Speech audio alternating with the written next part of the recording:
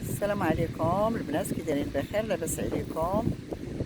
بصحة فطوركم وفطورنا. مرحبا بكم معنا.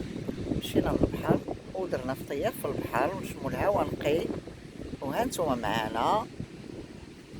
ايوا ما شهيتكم في هاد الكريسه وفي هاد الفطور الزوين مع الحباب.